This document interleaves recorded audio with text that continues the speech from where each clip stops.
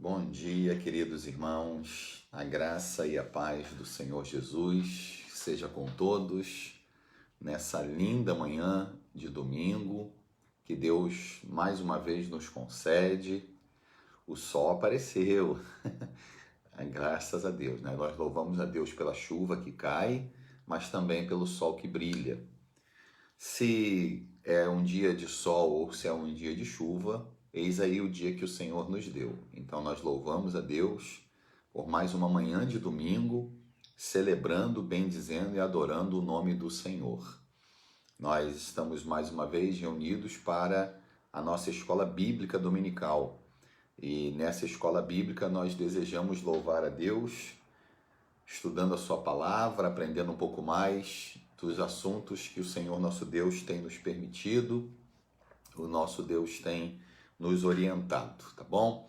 A gente vai aguardar só um pouquinho a chegada de mais irmãos, sempre temos irmãos chegando, nós vamos aguardar um pouco, que já já vamos dar início aos nossos estudos dessa manhã, tá bom? Nós vamos aguardar alguns irmãos chegarem e aí a gente dá início. Enquanto isso, a gente toma um cafezinho para dar uma despertada nessa manhã tão linda, né?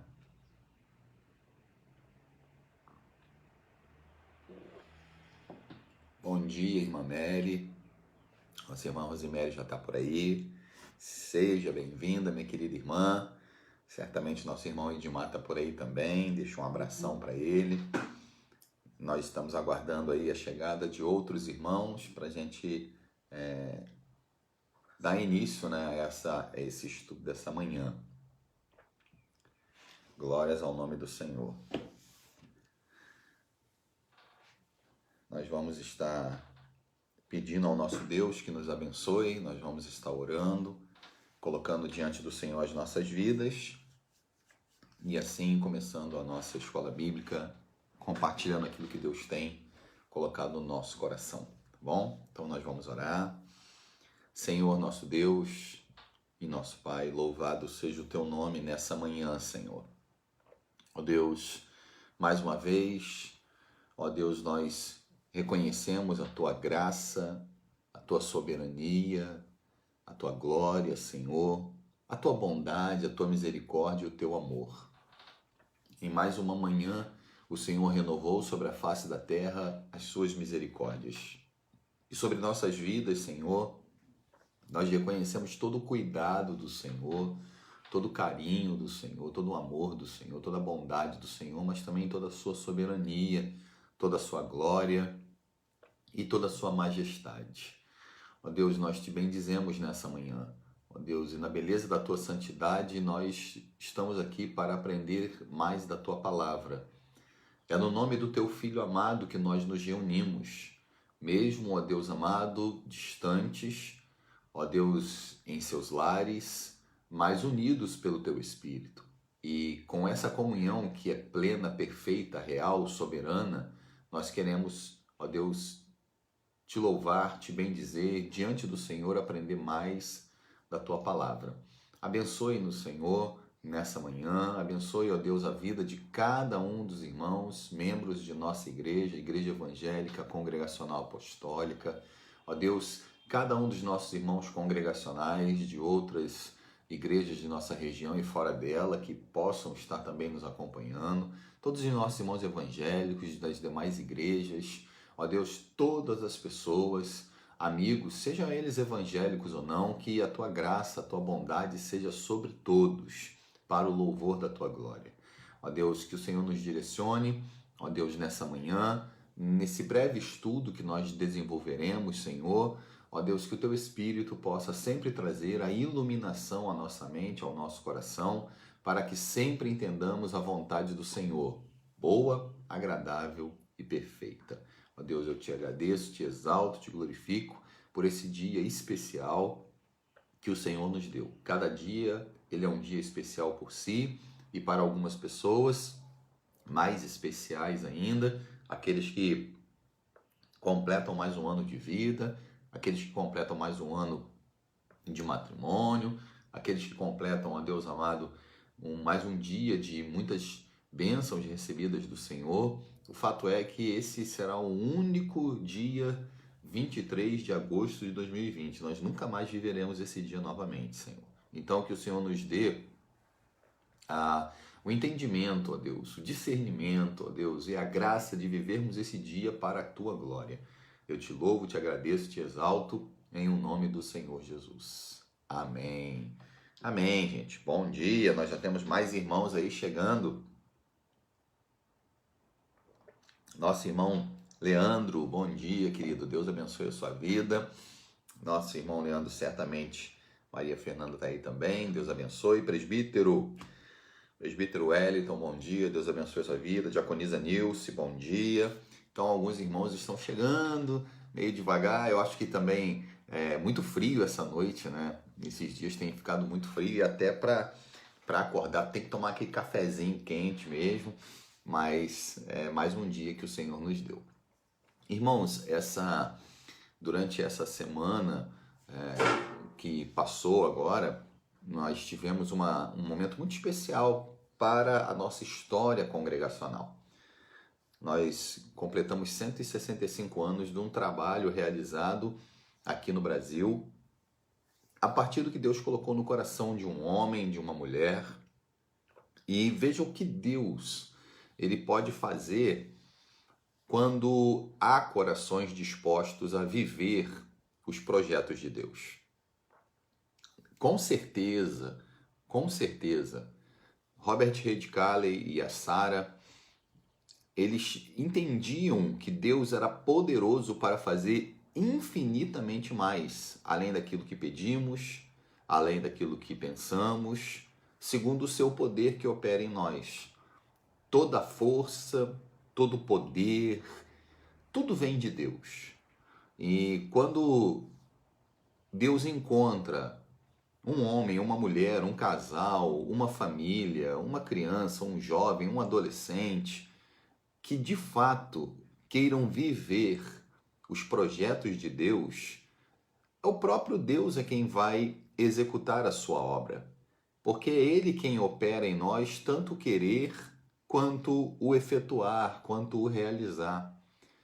E quando a gente pensa, irmãos, em viver o Evangelho hoje, em proclamar o Evangelho hoje, nós temos hoje mais instrumentos para a propagação desse Evangelho.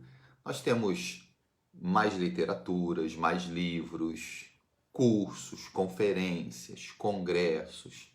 Nós temos Bíblias nas mais diversas línguas, versões. Então, nós temos toda uma capacidade para fazer esta obra. Mas toda a verdadeira capacidade necessária, ela vem do Espírito Santo. Então, nós só precisamos desenvolver uma postura em nossos corações e descobrindo de fé em fé e de glória em glória o que o Espírito Santo pode fazer na vida de alguém que de fato se entrega aos soberanos caminhos do Senhor. Esse casal, eles desenvolveram um trabalho simples, do ponto de vista humano, reuniram algumas crianças, ensinaram logo uma das lições que precisa de fé para poder acreditar naquela história verdadeira envolvendo um profeta no Antigo Testamento que se negou a seguir a direção de Deus, a vontade de Deus. E embora sendo profeta, tendo duas máximas na sua vida, que era ir onde Deus determinava e falar o que Deus ordenava, ele não quis ir a Nínive, e nós conhecemos a história, e ele então vai parar no ventre de um grande peixe. Essa história de Jonas, ela foi trabalhada na primeira escola bíblica, podemos dizer, realmente, com um grupo de crianças. E desde então, com toda a ação do Senhor, envolvendo a vida e os diversos aspectos da vida daquele casal, eles desenvolveram um trabalho e nesse mês, no dia 19, nós completamos 165 anos dessa realidade e fazemos parte da continuidade desta obra. Eu não sei o quanto que Deus vai fazer através da minha vida e da sua vida, através até mesmo do próprio congregacionalismo brasileiro, organizado hoje com mais de 400 igrejas. Mas se Deus encontrar um homem, uma mulher, um casal, uma família, um jovem adolescente, que realmente se entregue nas mãos dele para viver os propósitos que ele deseja, talvez a gente não tenha a ideia do quanto essa obra pode frutificar agora e no futuro, para a glória de Deus, para o reino de Deus. Depois de 165 anos, nós encontramos aí a possibilidade de multiplicarmos essa obra grandiosa do Senhor. E isso diz respeito à minha vida e à sua vida.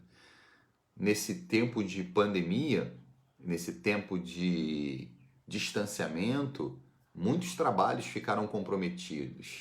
Mas os irmãos se organizaram e puderam realizar um culto de louvor a Deus por esses 165 anos e com muita dificuldade, muita luta. Aqueles que acompanharam viram as dificuldades externas, né? Aquelas questões envolvendo a própria transmissão de internet e outros aspectos de luta que a gente sempre enfrenta. Mas o fato é que para a glória de Deus, os irmãos puderam acompanhar e nós tivemos ali, na medida do possível, uma realização de um culto distante, mas abençoado para a glória do Senhor. Cabe a nós desenvolvermos o nosso trabalho.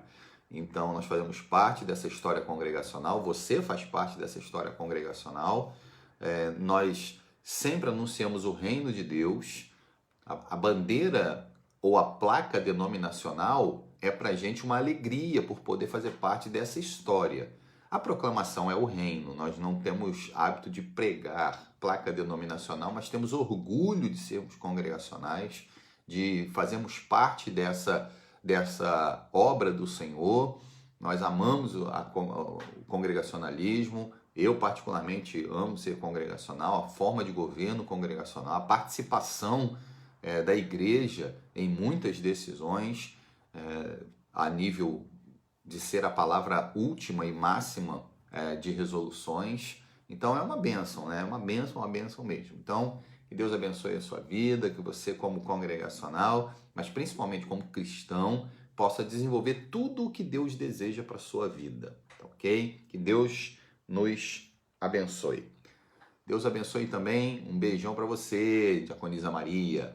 Deus abençoe a sua vida, bom dia, minha querida irmã. Certamente nosso irmão Geraldo está por aí também. Bem, nós vamos colocar diante do Senhor exatamente a obra congregacional da qual nós fazemos parte. Então nós estaremos orando e após a oração a gente inicia aí o nosso estudo bíblico dessa manhã, aguardando ainda alguns irmãos chegarem, né? Porque nós temos aí os nossos irmãos que ainda não chegaram. A gente, essa semana, porque não tivemos o nosso culto na quarta-feira, né? O nosso estudo bíblico, às vezes as pessoas perdem o ritmo de estar usando aí a internet, mas daqui a pouco esses irmãos estão chegando, estão acordando, o sol vai brilhando, vai aquecendo a casa, vai aquecendo o quarto, o coração dos irmãos, eles vão acordando e vão chegando. Nós vamos orar então, colocando diante do Senhor a obra do Senhor através do congregacionalismo, através de nossa igreja, que é a Igreja Evangélica Congregacional Apostólica, tá bom? Nós vamos orar. Senhor, nosso Deus, bendito seja o teu nome, Pai. Muito obrigado, ó Deus, por mais um dia de vida que o Senhor nos dá dentro dessa história, Senhor. Essa história que o Senhor tem ainda escrito para a tua glória. Uma história, ó Deus, que se iniciou no compartilhar do coração do Senhor com o coração de um casal e desde então o Senhor compartilhando o Evangelho com os corações aqui no Brasil, dentre eles os nossos. Nós que estamos hoje aqui, que fazemos parte da Igreja Evangélica Congregacional Apostólica, que nós compomos esta igreja com cada irmão, cada irmã, com sua família, com seus filhos, nossos jovens, nossos adolescentes, ó Deus amado, nossa família apostólica. Ó Deus, muito obrigado por essa realidade, porque o Senhor nos concedeu a graça, Senhor, o privilégio, ó Deus, de nós estarmos vivendo também essa realidade há 15 anos, Senhor, desde o tempo da congregação, onde iniciou-se o trabalho aqui, com o objetivo de dar o suporte, o acompanhamento a algumas poucas famílias que aqui, ó Deus, congregavam. Ó Deus, e hoje, juntamente com alguns daquele tempo, a família cresceu, ó Deus, teus filhos foram alcançados por ti, ó Deus, foram trazidos de volta a essa dinâmica de relacionamento contigo e uns com os outros, formando o que hoje é essa igreja. Ó Deus, que o Senhor nos abençoe, que o Senhor nos faça sempre entender a importância de nossas vidas para a continuidade desta obra. Mas não porque o Senhor depende de nós, mas porque nós temos o privilégio de participarmos desta obra bendita do Senhor. Então eu apresento diante do Senhor cada um de nossos irmãos, membros da nossa igreja, que o Senhor possa a cada dia despertá-los para o desenvolvimento desta obra, para a glória do teu santo nome. Assim nós te bendizemos, nós te exaltamos na beleza da tua santidade, em o nome do Senhor Jesus. Amém. Glória a Deus. Bem, nós temos mais alguns irmãos aqui que chegaram, ok? Deus abençoe a vida de vocês. Nossa irmã Mila, bom dia Mila, Deus abençoe a sua vida. Não sei se o Gil tá aí, se o pequenino tá aí, o bombonzinho, mas Deus abençoe a todos. Que Deus continue abençoando essa família maravilhosa. Nosso irmão Marcos, Deus abençoe a sua vida. E a nossa irmã Norma, nosso querido Mateus, estiverem por aí. Deus abençoe a vida de vocês. Bem, gente, o nosso assunto de hoje, ele não faz parte da abordagem da síntese doutrinária de uma forma específica, mas eu acrescentei as nossas reflexões sobre essa temática porque considero importante, uma vez que os textos que nós vamos hoje observar dentro dessa temática são usados para defender um ponto de vista teológico dentro daquilo que a gente trabalhou na nossa lição como batismo com o Espírito Santo ou batismo do Espírito Santo, tá bom? E dentro daquela realidade, batismo com o Espírito Santo ou batismo do Espírito Santo, nós trabalhamos com vocês uma linha que entende que esse chamado batismo com o Espírito Santo seria uma segunda bênção, um segundo revestimento de poder. E até então, naquela lição, nós apresentamos para vocês que nós, como congregacionais, nós acreditamos que o batismo com o Espírito Santo está associado mais ao selo, àquele momento em que a pessoa se entrega a Cristo, ele é selado pelo Espírito Santo, e uma vez selado pelo Espírito Santo, todos nós fomos batizados em um só Espírito. E aí o texto de Paulo aos Coríntios, que a gente trabalhou com vocês aí. Mas existe uma passagem bíblica que tem sido utilizada por muitos para falar do batismo com fogo.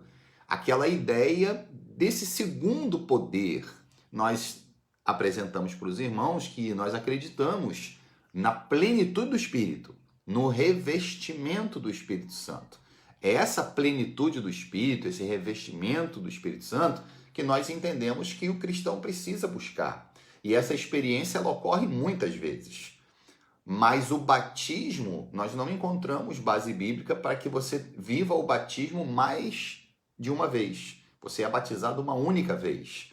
E assim como você é batizado uma única vez pelo Espírito, porque você nasce do Espírito Santo e é selado uma única vez, nós também falamos sobre o batismo com água, ou nas águas, ou pelas águas, que deve ocorrer uma única vez também, porque ele simboliza esse novo nascimento, que é só o Espírito Santo que produz. Ele simboliza o derramamento do Espírito Santo sobre a vida do crente quando ele crê.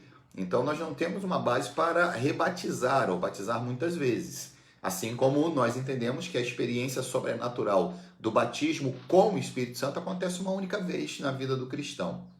Mas, dentro dessa dinâmica daqueles que defendem o batismo com fogo como uma segunda bênção, utilizam textos bíblicos. E nós vamos destacar aqui 2 textos, fazendo recurso aos 4 textos, um de cada evangelho, que fala sobre esse momento. Por isso, hoje nós vamos falar sobre lições sobre a expressão batismo com fogo. Qual é o texto que nós vamos estar trabalhando com os irmãos? Bem, nós temos 4 textos que nós vamos entrar. Primeiro eu quero falar para os irmãos que existem algumas palavras no Novo Testamento e no Antigo Testamento para fogo. E nós temos palavras que apontam para esse fogo, né? Ou seja, essa reação química, essa combustão que acontece.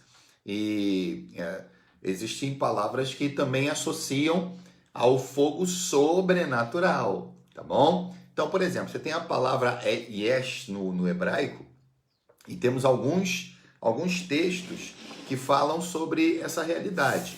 Eu queria ler alguns aqui, vamos lá? Gênesis capítulo 15, versículo 17. Como introdução, nós vamos apresentar essas palavras e depois nós vamos entrar no texto do Novo Testamento usado como base para o batismo com fogo. Gênesis capítulo 15, versículo 17. Olha só esse fogo aqui, ó. Gênesis 15, 17. Diz assim, ó. E sucedeu que, posto o sol, houve densas trevas, e eis um fogareiro fumegante, uma tocha de fogo que passou entre aqueles pedaços. Então, nós vamos observar aqui, quando o Senhor, ele trabalha uma aliança com Abraão, dentro desse contexto, Deus permite que haja aqui uma realidade, uma experiência com Abraão, e dentro dessa dinâmica nós encontramos aqui a palavra fogo, ok? Nós encontramos aquela palavra fogo também, que é natural e sobrenatural. Olha que coisa interessante. A mesma palavra fogo, ela vai fazer uma conotação natural, mas o contexto é sobrenatural, que é Êxodo capítulo 3. Vamos lá. Na verdade, eu quero o Êxodo 13, mas nós vamos ler esse aqui também. Êxodo capítulo 3. Esse texto é muito interessante. Versículo 2 diz assim: apareceu-lhe um anjo do Senhor numa chama de fogo no meio de uma sarça. Moisés olhou e eis que a sarça ardia no fogo e a sarça não se consumia. Então, a gente sempre falou isso, que é um processo natural. Existe uma combustão espontânea que acontece no deserto ou em ambientes áridos, muito secos. Não sei se você sabe, até o atrito de folhas muito secas, elas podem produzir fogo natural, ok? Só que esse fogo aqui, além de natural, que era uma sarça, mas ele era mantido por um poder sobrenatural, que era uma sarça que não se consumia. E aí é uma manifestação aqui do anjo do Senhor aparecendo no meio da sarça que está pegando fogo. Então você vai encontrar fogo associado ao sobrenatural e você vai encontrar o fogo associado ao natural, ok? Esse é um texto que eu acho legal para a gente fazer um apontamento das duas realidades, inclusive aqui paralelas, vivendo ao mesmo tempo essa realidade, tá bom? Mas além da palavra hebraica esh ou yesh, nós temos a palavra seraf. A palavra seraf, ela é usada para aquilo que arde, aquilo que queima. Inclusive, a palavra serafins são seres incandescentes. A ideia é essa, é que eles brilham com a sua glória como se fosse o sol brilhando, ok? Não sei se vocês lembram daquela passagem onde o povo estava no deserto e viam algumas serpentes e picavam ali os irmãos, e eles disseram que aquele momento ali começava a queimar, mas queimar muito por conta, certamente, do veneno das serpentes, e elas foram chamadas de seraf, que eram serpentes que queimavam quando elas picavam as pessoas. Então, essa queimação do veneno, né, acabou dando ao nome a essas serpentes, né, como se fossem de fogo. Né? Então você tem aí também a ideia daquilo que queima, daquilo que arde, daquilo que é incandescente. Então nós temos também essa ideia. E nós temos uma terceira palavra, que é a palavra yor, que dá a ideia daquele fogo como se fosse um relâmpago.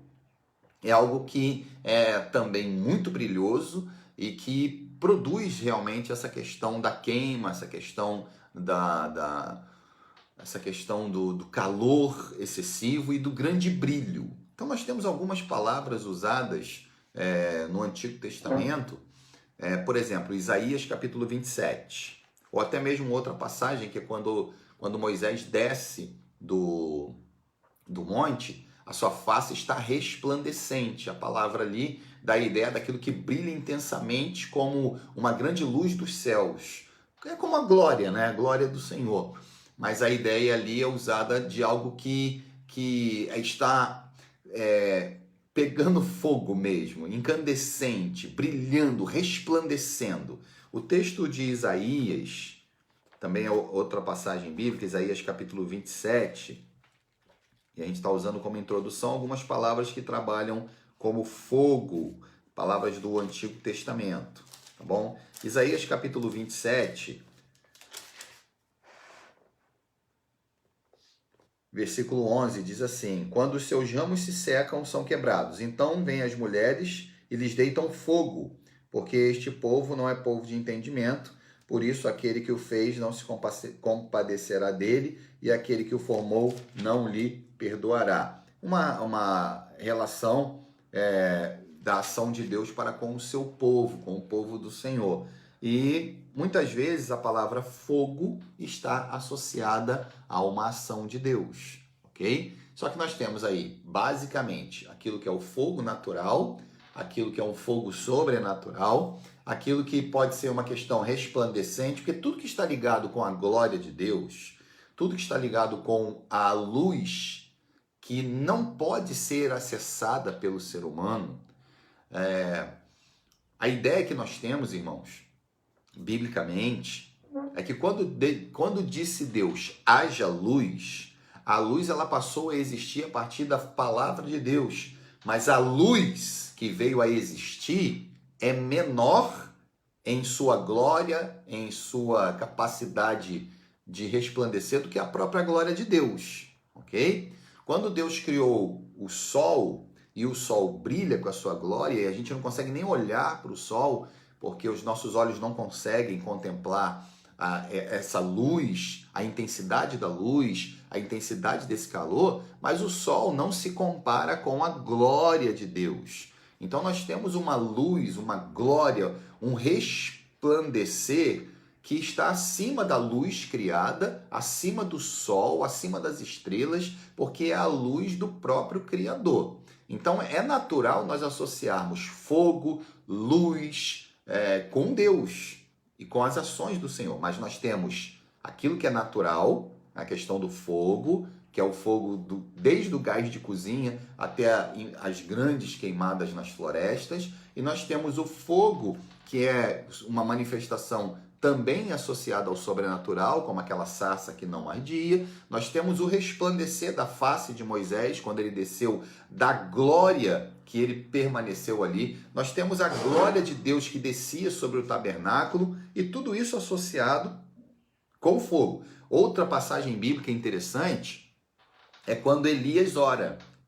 E quando Elias ora, cai fogo do céu. O que nós temos ali como fogo do céu é muito mais apontando, associado a um relâmpago, ok? Que vinha, batia e consumia. Mas pode ser um fogo à semelhança da coluna de fogo que acompanhava o povo no deserto, tá bom? Então, a gente tem essas realidades dentro do contexto bíblico. Então, isso é muito importante, porque isso vai dar base a quem trabalha com fogo vindo de Deus, com fogo sendo poder de Deus, sendo glória de Deus. Então associa-se com fogo. E outras tantas passagens que as pessoas tomam por base usar o fogo como poder de Deus. E o fogo, então, claro, se é batismo, se é poder, aí é uma coisa, eles associam logicamente. É poder, é fogo, é poder de Deus, é fogo, Espírito Santo, fogo, Espírito Santo, batismo com fogo. Pronto.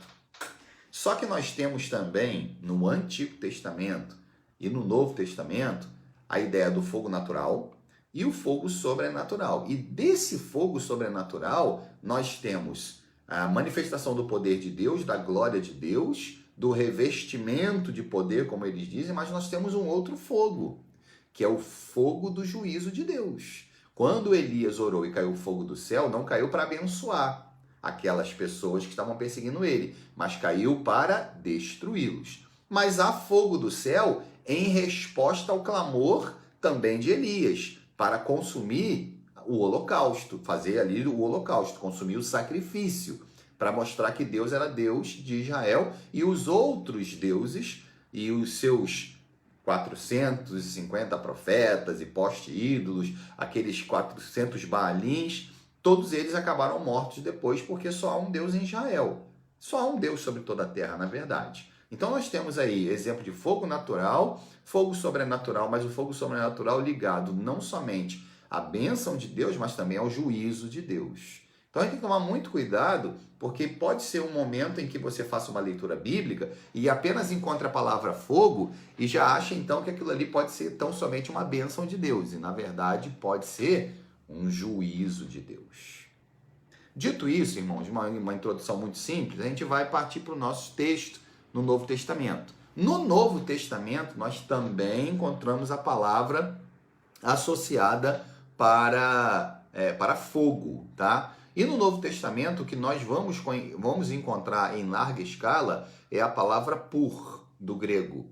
E ela tem vários textos. Nós temos também a palavra phos, que inclusive vai ser base para fósforo, tá bom? Que a gente vai riscar ali e aparece o fogo, tá? Então, a palavra phos, ela é uma palavra mais daquilo que é brilhante, daquilo que é incandescente. E a palavra pur, que é a palavra mais usada para fogo. Existem muitos textos bíblicos no Novo Testamento, eu vou citar apenas alguns, para a gente poder entrar no nosso texto, que é usado por muitos como base do batismo com fogo. No Novo Testamento, nós temos em Mateus capítulo 15, Mateus capítulo 17, versículo 15. Mateus 17, 15, quando Jesus ele realiza a cura sobre um jovem que estava possesso de um espírito maligno, diz assim, Senhor, compadece de meu filho, porque ele é lunático e sofre muito, pois muitas vezes cai no fogo e outras muitas na água. E aqui é um fogo natural, e a palavra que é usado é pur, apenas a palavra pur, que é fogo. Nós temos um texto lá no Novo Testamento, Apocalipse 1. Apocalipse, capítulo 1. Nós estamos usando por base a apresentação das palavras no Antigo e Novo Testamento, que significam fogo natural e podem estar também a conotação do fogo sobrenatural, o fogo que traz manifestação de poder de Deus, mas também de juízo de Deus. Apocalipse, capítulo 1, versículo 14, diz assim: a sua cabeça e cabelos eram brancos como a alva lã, como neve, os olhos como chama de fogo. Então, dentro dessa descrição do Cristo glorificado, é usado aqui o fogo como um símbolo do olhar de Jesus. Seus olhos são como chama de fogo. Eles também dizem respeito à purificação, eles dizem respeito ao consumo do mal. Tem vários aspectos aí que a gente pode estar associando ao Apocalipse 1,14 na descrição feita por João acerca de Jesus, o Cristo glorificado, tá bom? Nós temos aqui capítulo 2 de Apocalipse, versículo 14, diz assim, Apocalipse 2, 14 e 18. No 14, ele na verdade é capítulo 2, 14 mesmo. Todavia, contra ti alguns que tens aí, que sustentam a doutrina de Balaão, o qual ensinava a Balaque a armar ciladas de Israel, filho de Israel, para comerem coisas sacrificadas aos ídolos e praticarem a prostituição. Nesses dias era associado também o culto a Baal, que você trabalhava os filhos sendo passados pelo fogo para serem queimados. Em Tiatira 2,18 diz assim: ao anjo da igreja em Tiatira escreve, estas coisas diz o Filho de Deus, que tem os olhos como chama de fogo. Então a associação aqui, de novo, dos olhos como chama de fogo. Isso é uma questão de uma visão de João acerca do Senhor Jesus, uma questão sobrenatural, uma questão simbólica, mas algo que a gente fica imaginando, né, como será o Cristo glorificado. Aquilo que os nossos olhos jamais viram é aquilo que nós vamos encontrar nos céus. E acerca de Jesus, é difícil a gente falar sobre o Cristo glorificado, porque ninguém jamais o viu glorificado. A ideia é que ele é mais resplandecente do que a luz, mais incandescente do que o fogo. Então a palavra pur, ela é associada também a Cristo dentro dessa perspectiva da descrição que nós acabamos de ver aqui. Existem outros textos, muitos textos, que falam sobre essa palavra no Novo Testamento, como por exemplo a primeira carta de Paulo aos Coríntios, capítulo 3, verso 13. E aí é interessante porque parece-me que é um fogo sobrenatural. 1 aos Coríntios 3,13, embora haja uma interpretação do fogo aqui como sendo as grandes tribulações, mas capítulo 3, versículo 13 diz assim, vou ler o 12 para contextualizar. Contudo, se alguém edifica sobre o fundamento, é ouro, é prata, é pedras preciosas, madeira, feno, palha, manifesta se tornará a obra de cada um, pois o dia, falando do dia do Senhor, a demonstrará, porque sendo revelada pelo fogo, ok? Qual seja a obra de cada um, o próprio fogo o provará. Então há muitas interpretações aqui que poderia ser um fogo sobrenatural ou simplesmente uma questão do próprio Senhor trazendo a luz e provando a obra de cada um, não somente naquele dia, mas também a cada dia que o Senhor trabalha a nossa provação para sermos aprovados. Então a palavra fogo aparece também numa conotação sobrenatural, espiritual. Então a gente tem essa realidade no Novo Testamento. Bom, dito isso, irmãos, nós temos uma realidade de fogo natural e uma realidade de fogo sobrenatural apontado no Antigo, no Novo Testamento, tá bom? Então nós temos essa realidade que nós não podemos negar. A grande questão é que quando nós vamos observar o texto em seu contexto é que vai nos apresentar se é um fogo natural ou se é um fogo sobrenatural. E isso a gente precisa ter com muito cuidado para nós fazermos a nossa interpretação bíblica. Se é natural, se é sobrenatural, tá ok? Bem, eu acho que a gente já pode entrar no nosso texto, tá bom? Mas antes eu preciso destacar uma coisa. Quando é uma questão sobrenatural, quando é um agir de Deus, eu preciso entender no contexto se esse agir de Deus é uma resposta de Deus, é um juízo de Deus, é um símbolo da presença e do poder de Deus. Eu gostaria de ler alguns textos para que você possa anotar aí, a gente tem tempo para isso ainda. Primeiro, eu já fiz menção do texto, mas vamos ler. Primeiro livro dos Reis, 18. Primeiro livro dos Reis, 18. No primeiro livro dos Reis, que é o texto que eu já fiz menção para vocês, capítulo 18, versículo 38, diz assim: então caiu fogo do Senhor, e aí o fogo vem de Deus, fogo do Senhor. Então caiu o fogo do Senhor e consumiu o holocausto, a lenha, as pedras, a terra, e ainda lambeu a água que estava ali naquele rego ao redor ali do sacrifício que foi apresentado ao Senhor. Então nós temos como resposta de Deus. Segundo livro das Crônicas, capítulo 7. Segundo livro das Crônicas, capítulo 7.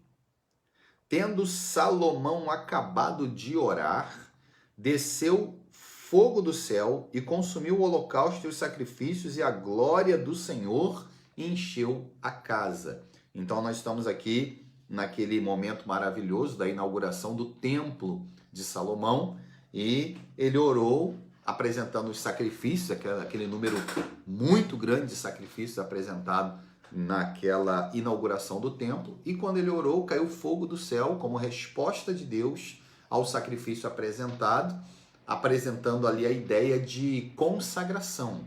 E é um fogo em resposta ao sacrifício de consagração. E é fogo do Senhor, é fogo de Deus, tá ok? Então, há uma resposta. Mas além de resposta, nós temos também a questão do juízo de Deus, tá ok?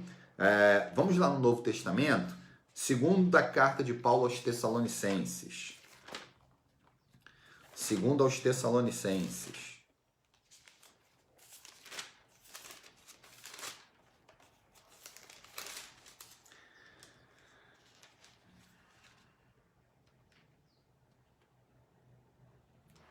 Segunda carta de Paulo aos Tessalonicenses, capítulo 1.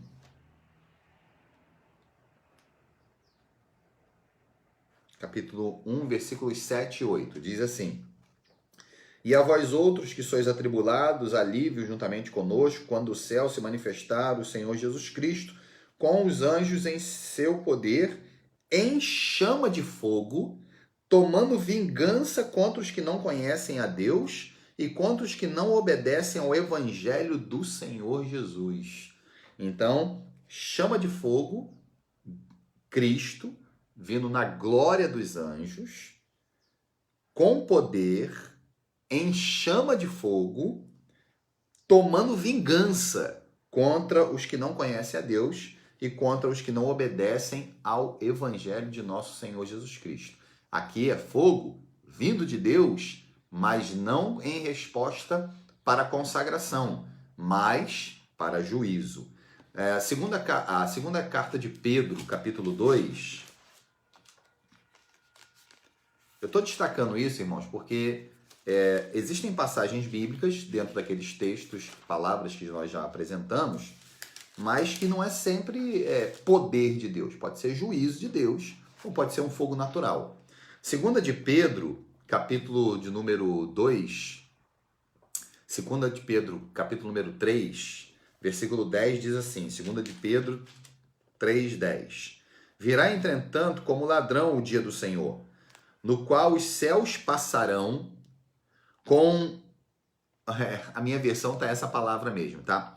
Estrepitoso estrondo, e também os elementos se desfarão pelo fogo, ou abrasados, como você tiver na sua versão. E também a terra e as obras que nela existem serão atingidas. A ideia é que tudo que existe, irmão, vai se desfazer pelo fogo. E é um fogo que ele é consumidor, mas que ele também vai trazer a nova existência. Os céus e a terra estão reservados para uma destruição pelo fogo, não mais pela água, como foi nos dias de Noé. Mas a terra ela vai se desfazer pelo fogo. Inclusive diz até que os elementos celestiais se desfarão como se fosse um fogo que queima e vai consumindo tudo até apagar, até destruir todas as coisas, tá bom? Mas ele também é usado, o fogo, ele é usado como resposta, ele é usado como instrumento de juízo, mas ele é apresentado nas Sagradas Escrituras também como um agente purificador, tá ok? A gente já está pertinho de Pedro aqui, primeira Epístola de Pedro, capítulo 1, versículo 7. 1 de Pedro 1, eu vou ler o 6 e o 7 para contextualizar, tá bom?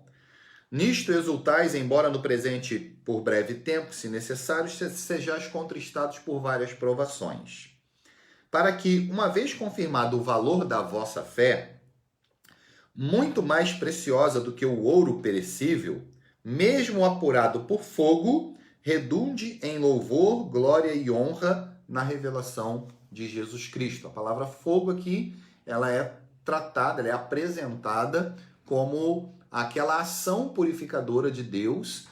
Em cada aprovação de nossas vidas, ele vai nos aprovando. Se somos reprovados, significa que seremos colocados à prova de novo, porque o objetivo do Senhor é nos aprovar. E a ideia aqui, a analogia que é feita, é que a nossa fé, ela se torna mais pura, mais purificada do que o próprio ouro quando ele é purificado sob a ação do fogo, ok? Então, é associado com um agente purificador. nós até acho que já fizemos a leitura desse texto, que é 1 Coríntios 3,13, onde a obra de cada um o dia demonstrará, porque será revelada pelo fogo, em qual a obra de cada um será provada pelo fogo, e aí falando também do processo de purificação, para que cada obra que nós realizamos a partir do Senhor Jesus produza aí uma fé mais purificada, uma vida mais aprovada diante do Senhor. Mas nós temos que reconhecer que o fogo é símbolo também da presença de Deus. E aí eu vou usar o texto de Atos, que fala de fogo, tá bom? Atos 2:3, e Atos 2:3 diz assim: e apareceram distribuídas entre eles línguas, como de fogo, e pousou sobre cada um deles. Nós temos aqui também outra passagem bíblica, deixe-me ver aqui, fazendo menção no discurso de Estevão, capítulo 7, ele faz menção daquela glória, né, que estava ali no Sinai. Capítulo 7 de Atos, versículo 30, e decorridos 40 anos apareceu no deserto, no Monte Sinai, um anjo entre as chamas de uma sarça que ardia, falando de Moisés. E ele vai falar também da glória que havia ali diante dos filhos de Israel. Quando Moisés está ali no monte também Sinai, havia fogo, fumaça, relâmpagos. E ali nós temos ali a manifestação da glória, da presença de Deus. E o último texto, Hebreus, o último texto dessa passagem que fala sobre as diversas palavras que fazem o fogo, apontando para a resposta de Deus, instrumento de juízo, agente purificador. Hebreus capítulo 12, versículo 29 diz assim: porque o nosso Deus é fogo consumidor, tá bom? E aí aquela ideia de que o nosso Deus é poder, nosso Deus é uma luz, nosso Deus é um fogo e é um fogo consumidor. Bom, vamos para a questão do batismo com fogo logo, porque eu sei que é isso que vocês querem participar, ouvir, e você pode colocar aí nos nossos comentários se você quiser fazer algum apontamento. Há dois textos bíblicos que falam explicitamente sobre fogo relacionado ao batismo. Mas nós temos 4 passagens bíblicas e a gente vai ter que estudar essas 4, tá bom? A palavra que aparece em Mateus capítulo 3 e Lucas capítulo 3, no grego é pur.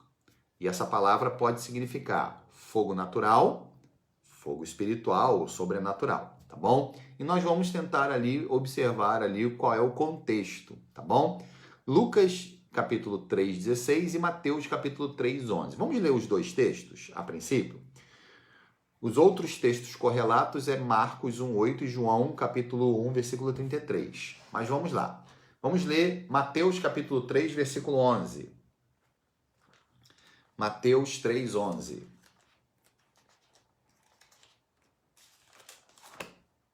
Mateus 3:11 diz assim: eu vos batizo com água para o arrependimento, mas aquele que vem depois de mim é mais poderoso do que eu, cujas sandálias não sou digno de levar. Ele vos batizará com o Espírito Santo e com fogo. Lucas capítulo 3. Lucas capítulo 3, versículo 16. Lucas, capítulo 3, versículo 16, diz assim: disse João a todos, eu na verdade vos batizo com água, mas vem aquele que é mais poderoso do que eu, do qual não sou digno de desatar-lhe as correias das sandálias. Ele vos batizará com o Espírito Santo e com fogo. Então esses dois textos do Novo Testamento falam de batismo com o Espírito Santo e com fogo. Então, aqui a gente precisa saber que fogo é esse. Esse fogo não pode ser o fogo natural, ok? ok? Senão a gente queimaria e aí a nossa pele vai sofrer os efeitos e a gente pode até morrer. É um fogo sobrenatural, ok? Mas que fogo sobrenatural é esse? Esse fogo aqui, ele está associado à resposta de Deus, a um instrumento de juízo de Deus, a um agente purificador de Deus, ou é o símbolo da presença de Deus? Então, dentro do nosso estudo de batismo com o Espírito Santo, muitas pessoas associam esse fogo como revestimento do poder de Deus. Mas será que é isso mesmo? Como saber se esse fogo é um fogo natural, se é um fogo sobrenatural, e se esse fogo sobrenatural, ele é uma resposta de Deus, como acontecia com os sacrifícios e holocaustos, ou ele é um instrumento de juízo de Deus, como nós lemos em Tessalonicenses e também na Epístola de Pedro? Será que ele é um agente purificador, como nós lemos ali também na primeira de Pedro? Ou será que ele é realmente a manifestação do poder e da presença de Deus? Bom, para que a gente seja fiel ao texto, nós precisamos observar princípios de interpretação.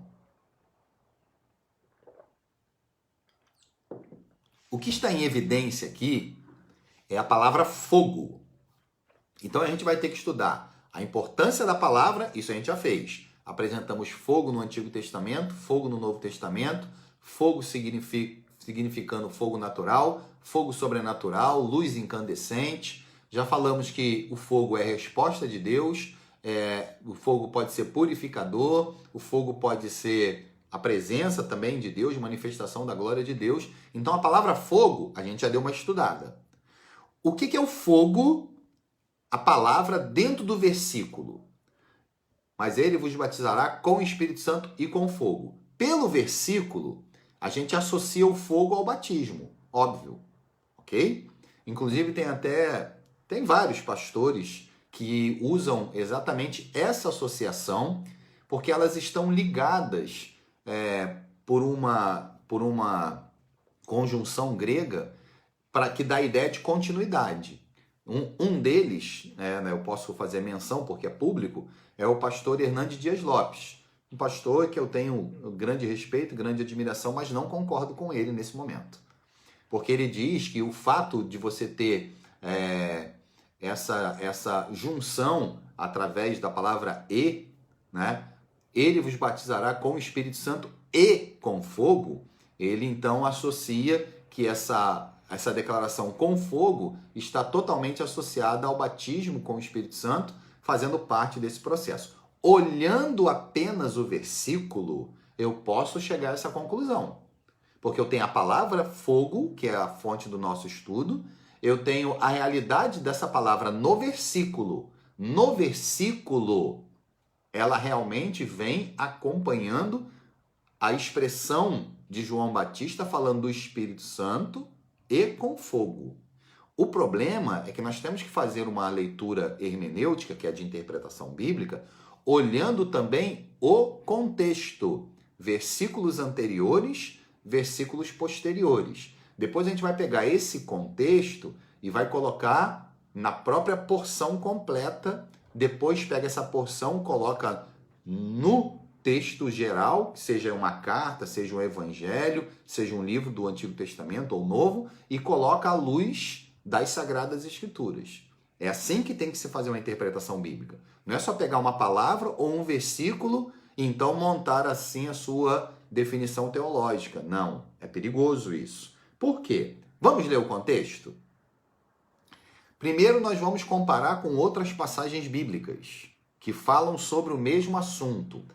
Marcos e João. Marcos e João também apresentam as palavras de João Batista. O que Marcos diz? Marcos capítulo 1, verso 8.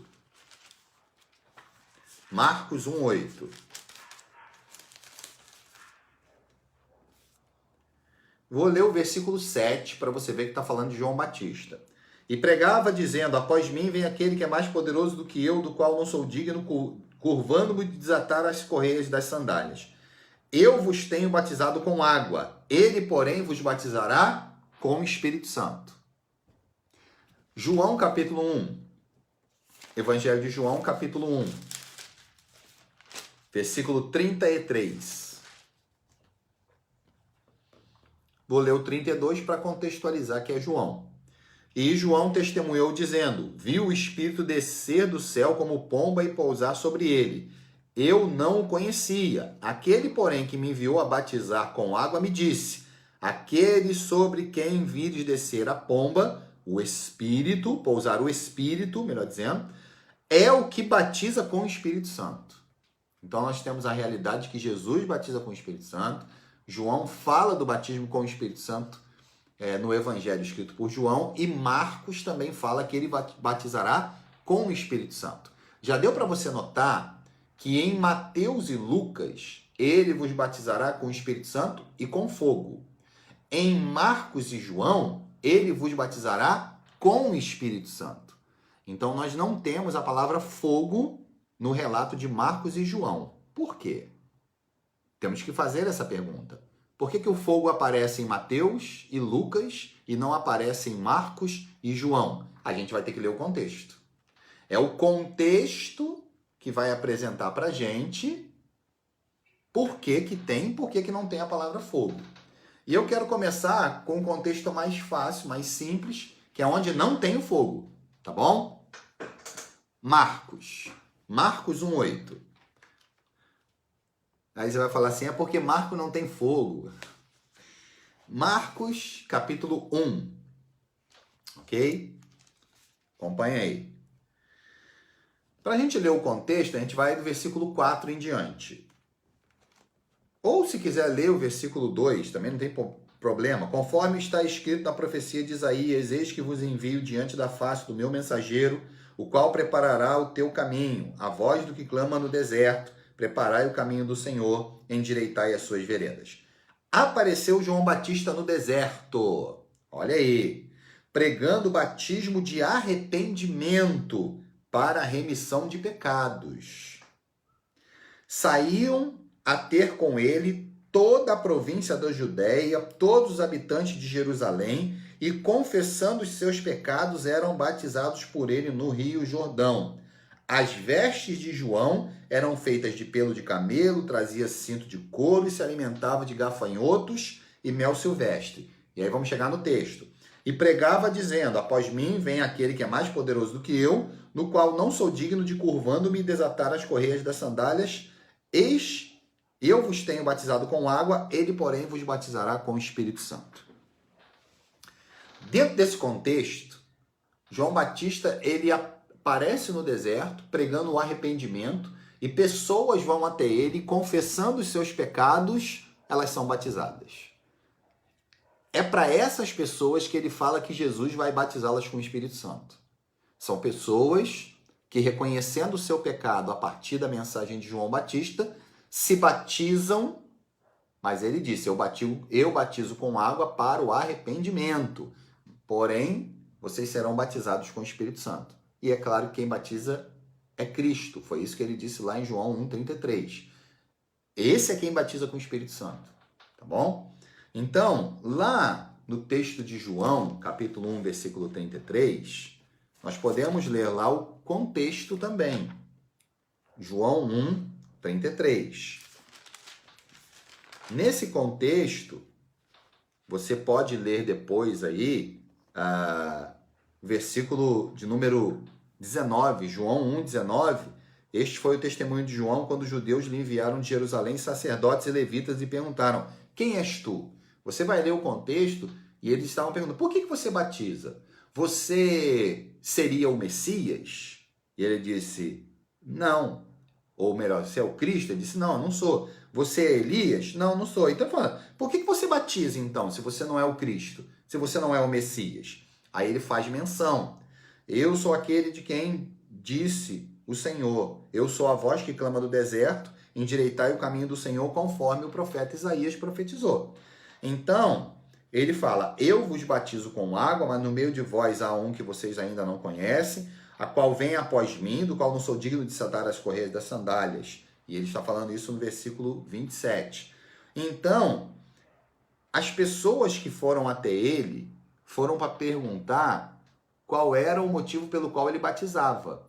Mesmo sendo entre alguns dos religiosos, alguns dos fariseus, a pergunta para ele é por que ele fazia isso, porque eles estavam querendo entender. Não há aqui nenhum tipo de ataque, nenhum tipo de aversão ao que João está fazendo. Eles querem entender por que ele estava batizando. E ele fala, eu batizo para o arrependimento, mas virá alguém que é maior do que eu. Aí, quando ele vai falar o versículo 32, João testemunhou dizendo, vi o Espírito descer do céu como pomba e pousar sobre ele, eu não o conhecia. Aquele, porém, que me enviou a batizar, me disse, aquele sobre quem vires descer e pousar o Espírito, é esse quem batiza com o Espírito Santo. Pois eu, de fato, vi e tenho testificado que ele é o Filho de Deus. Então, ele está explicando e batizando também aqueles que vieram perguntar dentre os líderes religiosos. Por que você faz isso? Então, nós não temos aqui no texto, repito, nenhum tipo de ataque ao que João Batista está fazendo e nenhum tipo de repulsa sobre essa realidade que ele está ali batizando e anunciando que Jesus é quem batiza com o Espírito Santo. Ok? Então, nós não temos a palavra fogo dentro desse contexto, tá bom? Então, por mais que tenha os sacerdotes e ali, ele não tem ali um ataque desses sacerdotes. Agora, eu queria que você visse comigo o texto de Mateus. Mateus capítulo 3, verso 11 e também Lucas 3,16. Vamos começar com Mateus? Mateus capítulo 3, versículo 11 diz, eu vos batizo com água, porém vem alguém que é maior do que eu, do qual não sou digno de andar essa sandália, ele vos batizará com o Espírito Santo e com fogo. Mateus capítulo 3, versículo 4. Se quiser ler desde Mateus, versículo 1, vamos ler então. Naqueles dias apareceu João Batista pregando no deserto da Judéia e dizia, arrependei-vos porque está próximo o reino dos céus. Porque este é o referido por intermédio do profeta Isaías. Voz do que clama no deserto, preparai o caminho do Senhor, endireitai as suas veredas. Usava João peles de camelo, cinto de couro, sua alimentação era gafanhoto e mel silvestre. Então iam ter com ele, com toda a Judéia, toda a circunvizinhança e Jordão, e eram por eles batizados no rio Jordão, confessando seus pecados. Olha só esse texto agora. Vendo ele, porém, que muitos fariseus e saduceus vinham ao batismo, disse-lhes, raça de víboras, quem vos induziu a fugir da ira vindoura? Produzi, pois, frutos dignos de arrependimento, e não comeceis a dizer entre vós mesmos, temos por pai Abraão, porque eu vos afirmo que destas pedras Deus pode suscitar filhos a Abraão. Já está posto machado à raiz das árvores. Toda árvore, pois, que não produz bom fruto, é cortada e lançada no fogo. Apareceu o fogo. Ok?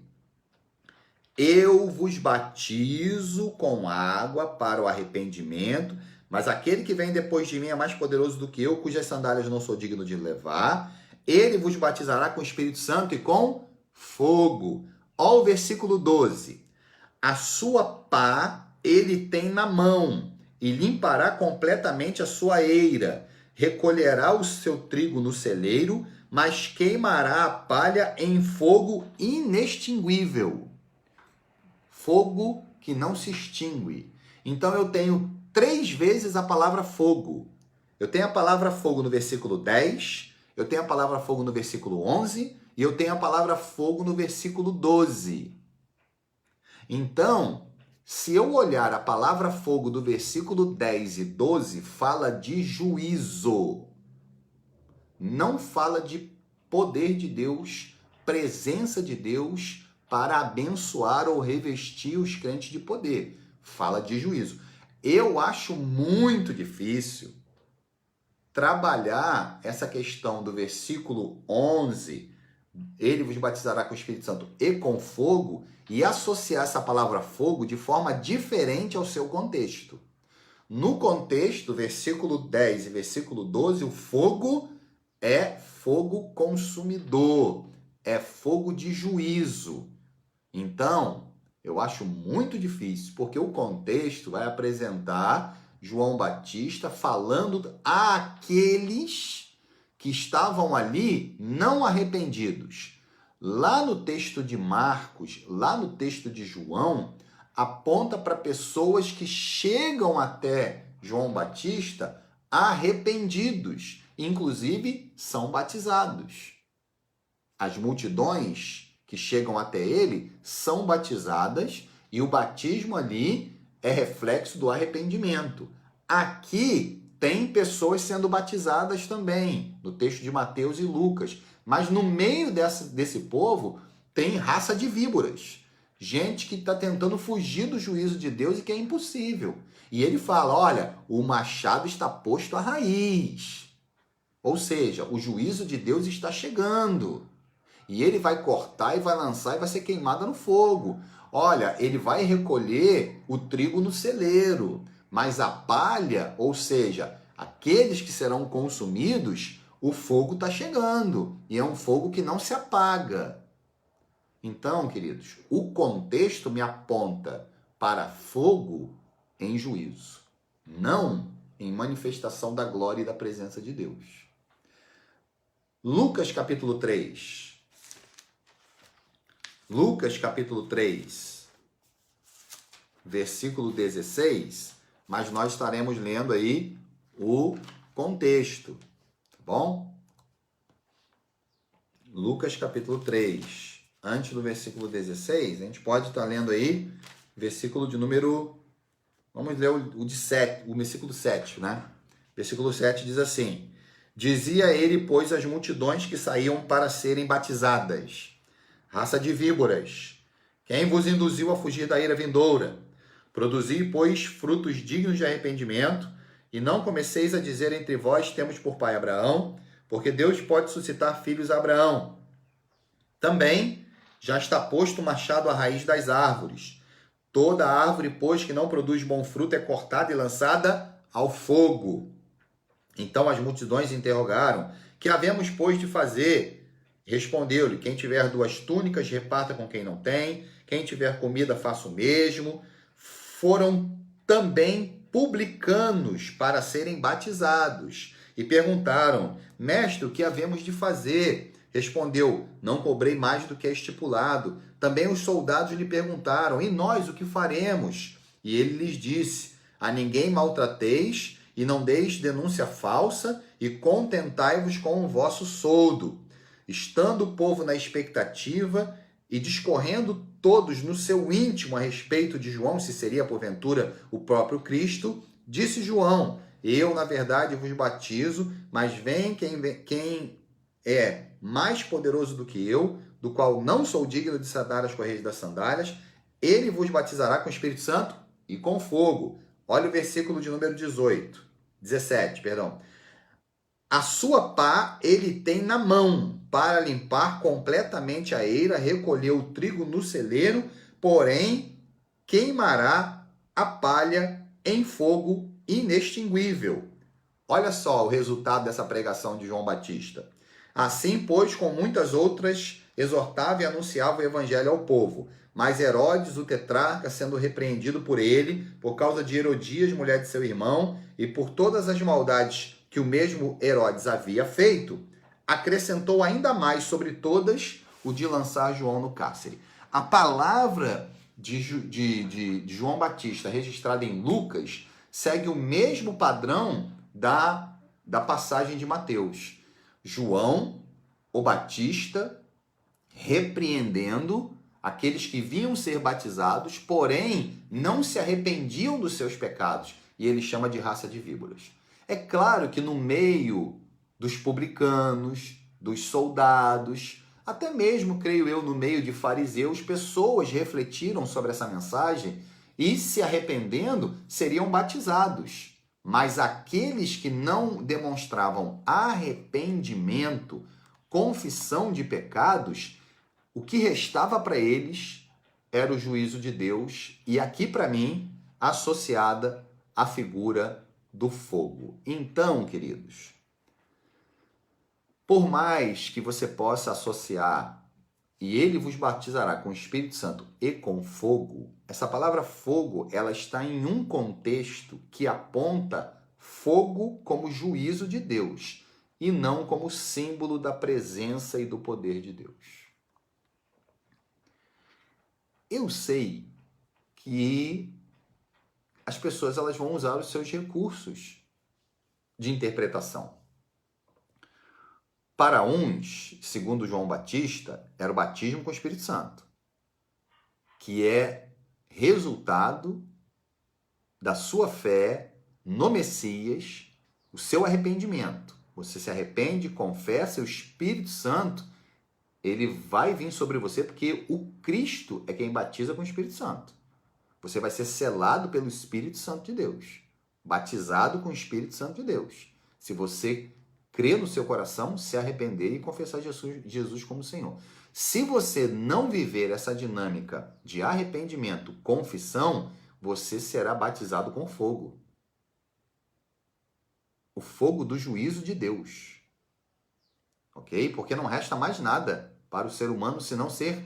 E essa palavra selado, batismo, perdão, você vai ser selado para um fogo eterno. Então, gente, nós não temos base bíblica para a doutrina do batismo de fogo. Ok? Nós não temos. Nós apresentamos para vocês que há passagens bíblicas que falam do fogo como resposta de Deus e como manifestação da glória de Deus. Tem sim, mas esse texto, ele aponta muito mais para o fogo do juízo eterno. Então, temos aquela passagem de Atos que a gente leu, que desceu sobre eles línguas como de fogo. Não era fogo, era como de fogo. E mesmo que ali tenha um fogo associado à presença do Senhor, tudo bem. Porque o Espírito Santo, ele aquece os nossos corações, ele faz a gente queimar no sentido positivo de ser apaixonado por Deus, apaixonado pela obra de Deus. Mas o texto de Mateus e Lucas apontam muito mais para juízo do que para a presença e o revestimento do poder do Espírito Santo. Tá bom, gente? Então, em tese, é isso aí. Nós somos chamados a ser cheios do Espírito Santo, a gente já estudou isso. Nós devemos deixar o Espírito Santo nos encher. Paulo escreve isso aos Efésios, capítulo 5, do versículo 18 ao 21. Mas batismo de fogo, usando textos de Mateus e Lucas, nós não temos base para acreditar que esse é um batismo de revestimento de poder, mas sim de um juízo futuro para os impenitentes, aqueles que não se arrependem e não confessam Jesus como Senhor. Ok? Nós vamos orar, agradecer ao Senhor pelo estudo. Se você tiver alguma pergunta, coloque aí no nosso comentário. Pode escrever aí no comentário bíblico. Se você tem alguma outra pergunta, alguma outra dúvida, a gente ainda vai ter um tempinho para responder ou não a vocês aí. Mas a gente espera responder sempre, né? Nós vamos agradecer ao Senhor e vamos aí aguardar aí, se houver perguntas, a gente responde. Se não houver, a gente vai partir para o encerramento do nosso estudo bíblico dessa manhã da Escola Dominical. Senhor, nosso Deus, louvado seja o teu nome. Muito obrigado, Senhor, pela tua palavra. Senhor, eu sei que nós não somos detentores da verdade, do saber, mas a tua palavra, ela é a maior de todas as ferramentas de interpretação. Claro, sempre iluminados pelo teu Espírito. Mas a tua palavra explica a tua própria palavra. A Bíblia explica a própria Bíblia.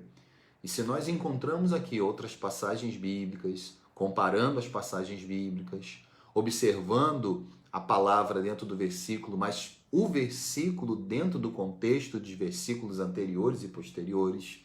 Senhor, nós entendemos que quando João anunciou a chegada de Jesus, ele falou com propriedade, e é fato, de que o próprio Senhor Jesus é aquele que batiza com o Espírito Santo.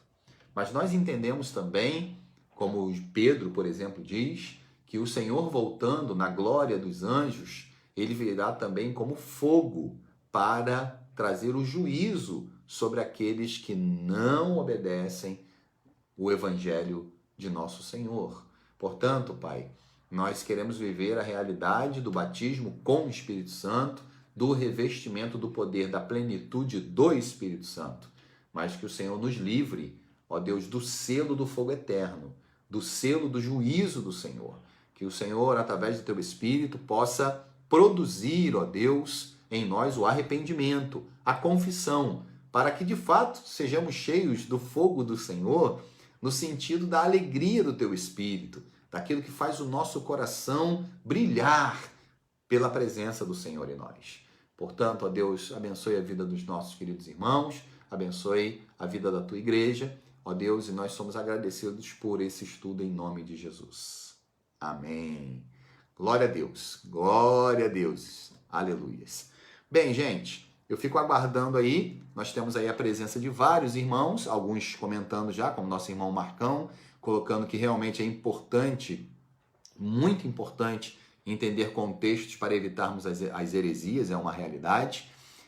Além do nosso irmão Marcão, nós temos outros irmãos aqui que estão conosco. Deixa eu apontar aqui o nosso irmão Jefferson Bastos, lá da Igreja Congregacional de Angra. Deus abençoe a sua vida, meu irmão. Nossa irmã Terezinha, Deus abençoe a sua vida. Fátima está com a gente, Ana Carolina. Nossa irmã Joana, Deus abençoe a sua vida, minha querida. Nosso irmão Sidney, presbítero Walter, diaconisa Leda, certamente o diácono Wellington está aí também. Então, nós temos aí várias pessoas a mais aí que chegaram. Deus abençoe a vida de vocês, tá bom? E assim a gente vai estar seguindo para a nossa conclusão, caso não haja nenhuma pergunta. Tá bom, gente? Temos perguntas? Não temos perguntas? Se o Senhor nos abençoar, hoje nós teremos à noite o nosso culto a partir das 18 horas. Culto esse que é transmitido aí através do Facebook da Congregacional Apostólica, tá bom? A partir das 18 horas. Os irmãos sabem, e vale aqui destacar, que nós estamos realizando um rodízio de famílias por enquanto. Então nós temos um número limite a partir das leis aí, a partir dos decretos municipais, a gente tem um número limite de membros, tá bom? Visando aí o espaçamento necessário para a segurança dos irmãos, tá bom? Então, a gente tem que fazer rodízio, porque o nosso número de irmãos que estão desejosos de frequentar o culto é maior do que o número limite de vagas para cada culto. Então, a gente está fazendo um rodízio. Fique tranquilo, irmão, que você vai participar do culto, tá?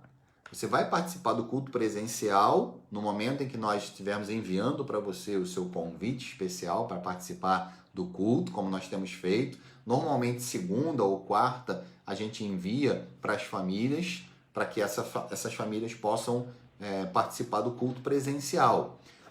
Hoje, nós temos um grupo que estará lá, mas na próxima semana, nós teremos um outro grupo que estará presencialmente cultuando ao Senhor. E nós vamos seguindo essa linha até que seja liberado aí a participação plena, né, o limite pleno de cada igreja para cultuar assim o nosso Deus Todo-Poderoso. Esse tempo está chegando, né? Nós percebemos que há também uma flexibilização das autoridades sobre vários aspectos, não será diferente conosco, tá bom? Então, hoje à noite, 18 horas, nós temos um culto especial. E esse culto nós teremos também a Santa Ceia. Então, os irmãos que estarão em casa, preparem também ali os seus elementos, aquela mesa linda e maravilhosa. Compartilhe ali no grupo, que a gente fica muito feliz em ver os irmãos se preparando para esse momento tão grandioso. É claro, irmãos, que a Santa Ceia, ela aponta para a comunhão. ok? Mas nesse momento nós estaremos fazendo com um grupo que estiver ali presente na igreja, mas os nossos irmãos em casa podem participar também desse momento, que a nossa união é espiritual, ela é soberana, tá bom? E num breve tempo, todos nós estaremos novamente participando da Santa Ceia, aquela festa ágape que a gente está com saudade também, né? Aquela comunhão maravilhosa, tudo para a glória do Senhor, tá bom? Então eu vejo vocês hoje à noite, às 18 horas, se o Senhor, nosso Deus, nos permitir. Não havendo nenhuma pergunta, bom, ou todos entenderam tudo, ou então a gente depois tira as dúvidas de vocês, é só falar comigo lá no privado, ou então ligar, a gente vai na sua casa, toma um café e trabalha esse estudo aí um pouquinho mais. Vamos agradecer ao Senhor e concluir aqui a nossa escola bíblica dominical. Senhor, nosso Deus, louvado seja o teu nome. Muito obrigado por essa manhã, Senhor. Nos conceda um dia na tua presença, que, ó Deus, nós possamos viver, experimentar, ó Deus, a vontade do Senhor, boa, agradável e perfeita para esse dia e para todos os demais dias de vida que o Senhor nos conceder. À noite, permitindo o Senhor, nós estaremos ali reunidos para te cultuar, para te celebrar com alguns irmãos ali na igreja local. Ó Deus, mas os nossos irmãos, a maior parte dos nossos irmãos estarão nos lares, mas também estaremos juntos cultuando e bendizendo e adorando o nome do Senhor. Nós te louvamos, te bendizemos e agradecidos oramos por essa escola bíblica no nome do teu Filho Jesus, aquele que vive e reina para sempre. Amém. Fiquem na paz, um beijo no coração de vocês, tenham um dia abençoado e nos vemos à noite.